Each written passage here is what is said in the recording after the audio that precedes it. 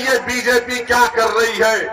जो भी अल्पसंख्यक समाज के लोग अपने हाथ और खून पसीने की कमाई से अपनी जिंदगी गुजारते, उनकी कारोबार को, उनके बिजनेस को खत्म कर दिया जा रहा है, मगर कोई आवाज उठाने वाला ही नहीं, कोई लड़ने वाला ही नहीं। चुनाव आ गया तो सब आ जाते हैं कि भैया को जिताओ, दरी बिछाओ, अपनी जवानी को कुर्बान करो, उसके बाद हम ही मरते हैं, उसके बाद हम ही मरते हैं। तो मेरे अजीज दोस्तों और बुजुर्गों, मेरे भाई आप सुनिए, हाँ जिंदा है, आप भी जिंदा है, हम भी जिंदा है। हम और आप जब तक जिंदा है उस वक्त तक कयामत नहीं आने वाली, अल्हम्दुलिल्लाह।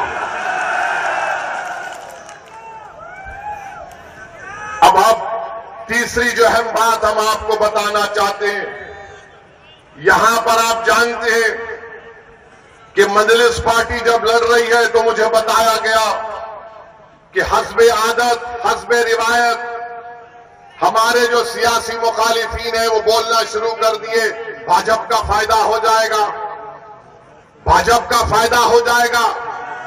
कहां से फायदा होगा मुझे बताओ। अच्छा, यहां पर एक और विधानसभा में उत्तर प्रदेश में चुनाव हो रहा है, करहल में हो रहा है। करहल में बीजेपी का उम्मीदवार कौन है? अखिलेश के भाई धर्मेंद्र का बहन भाई लड़ रहा है। तुम अपने परिवार को नहीं रोक सकते और तुम आकर यहां पर मीरापुर में कह रहे हो कि मजलिस लड़ रही है तो फुलां को फायदा हो जाएगा। अरे तुम्हारे भाई का बहन भी लड़ रहा है, यानी तुम्हारे परिवार हर पार्टी में बैठकर मलाई और गुलाब जामुन खा लेंगे और हमको वोट न दे कोई। ये कैसे होगा बताइए आप। और अहम बात मैं आपको याद दिला रहा हूं, 2012 सितंबर, ये मुजफ्फरनगर जिले में आता है। अखिलेश यादव मुख्यमंत्री थे, मुजफ्फरनगर का फसाद हुआ। आजादी के बाद सबसे ज्यादा अल्पसंख्यक समाज के मुसलमान अगर बेघर हुए 50,000, इसी अखिलेश यादव जब मुख्यमंत्री थे बेघर हुए थे। जो खेतों में रह रहे थे, पर्दों के टेंट में रह रहे थे, और यही अखिलेश यादव मुख्यमंत्री थे जब 50,000 लोग बेघर हो गए थे। किसी के माओं की इज्जत लूट ली गई, किसी के बहनों को कत्ल कर दिया गया। आप कैंपों में जिंदगी गुजार रहे थे और अखिलेश यादव सैफई में उत्सव मना रहे थे, मुंबई से एक्टरों को बुलाकर नाच गाना करवा रहे थे। यही अखिलेश यादव थे जिन्होंने बुलडोजर चलाया था उन रिलीफ कैंपों के ऊपर। तो मेरी आपसे गुजारिश है कि याद रखिए, यही समाजवादी पार्टी की हुकूमत थी, यही मुजफ्फरनगर का इलाका था जहां पर यह हुआ था। और जब मुजफ्फरनगर का कांड हुआ, कौन उन कैंपों में जाकर फिरकर उन गरीबों की मदद करने के लिए आया था? मैं 3 दिन इस कैंपों में रहा, जाकर देखता रहा। उस जमाने में मैं आया और हमारे दोस्त शाहनवाज साहब थे, मरहूम जफरयाब जिलानी साहब के साथी थे। मेरे अजीज दोस्तों और बुजुर्गों, ये बात आप अपने जहन नशीन कर लीजिए।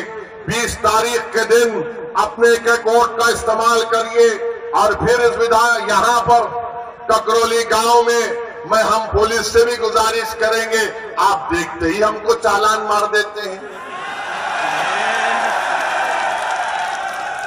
हमको मालूम आप बहुत हमसे मोहब्बत करते हैं, मगर इतनी ज्यादा भी मोहब्बत मत करिए जो हमारी जेब खत्म हो जाए।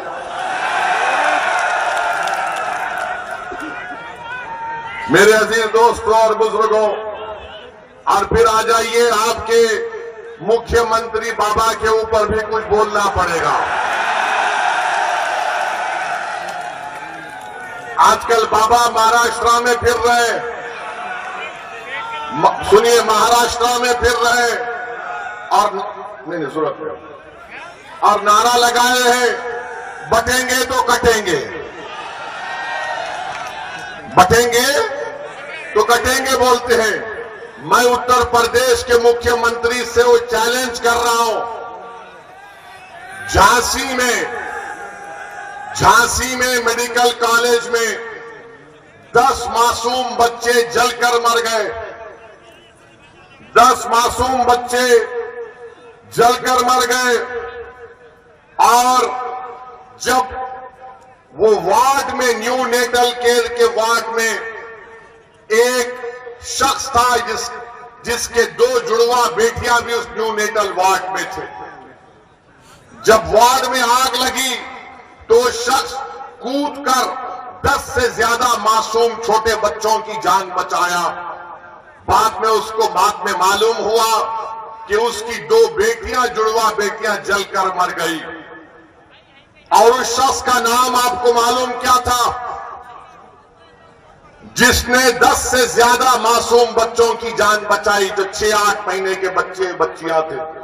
उस शख्स का नाम याकूब मंसूरी था। याकूब मंसूरी कूद गया आग में। ये नहीं देखा मुख्यमंत्री बाबा योगी आदित्यनाथ, नरेंद्र मोदी, देखो याकूब मंसूरी आग में कूदकर ये नहीं देखा कि किस समुदाय, किस मजहब के मानने वालों के बच्चे हैं। वो ये देखा कि बच्चे जल रहे हैं और कूद गया। ये अल्लाह को कुछ और ही मंजूर था, वो अपनी 2 मासूम जुड़वा बच्चियों को नहीं बचा सका। मैं योगी आदित्यनाथ को चैलेंज कर रहा हूं, क्या तुम याकूब मंसूरी को बुलाकर उसके सामने बोल सकोगे बटोगे तो कटोगे? बोलोगे आदित्यनाथ, क्या तुम बोल सकोगे कि बटोगे कटोगे? याकूब मंसूरी को बोलो। क्या देश के प्रधानमंत्री याकूब मंसूरी को बुलाकर बोलेंगे एक है तो सेफ है? किसके लिए नारे लगाए जा रहे हैं? किसके खिलाफ जहर फैलाया जा रहा है बीजेपी की तरफ से? ये सब के सब भाजपा के लोग एक समुदाय के खिलाफ नफरत पैदा करने का काम कर रहे हैं।